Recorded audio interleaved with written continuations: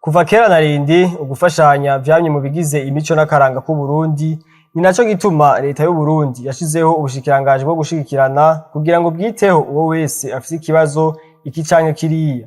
Kimwe mu bibazo abantu bakunda guhura naco ni ingwara, aho bishika umuntu agakenera kuja kwivuza hanze y'igihugu. Ildefonse Majambere avugira Ubushikiranganji bwo gushigikirana amenyesha ko bikigoranye gushigikira mwe n'abo bantu, ariko ko Ubushikiranganji bufise ico bubafasha. Ngomba ndababwire ko mu vyo kuvuza abantu hanze cane cane Ubushikiranganji butabikorerako cane, kubera yuko nabo dufise ngaha mu gihugu ntiturabakwiza, ico ndakibabwire, ariko ari uwutwituye ku giti ciwe bivanye n'ivyo akeneye, turaheza tukavugana, turashigikira.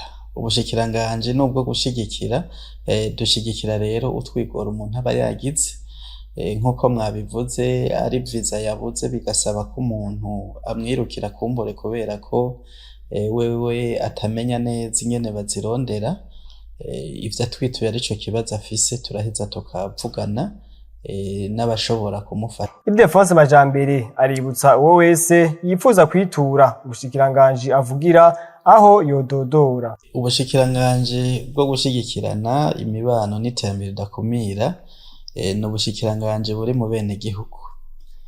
Bishoboka ko abantu batabimenya gusa, ariko twebwe burya gushika no ku mutumba turafise y'abantu dushobora gukorana, nivyo abakozi b'Ubushikiranganji, ariko mw'ikomine turafise y'abakozi b'Ubushikiranganji bahembwa n'Ubushikiranganji nyene.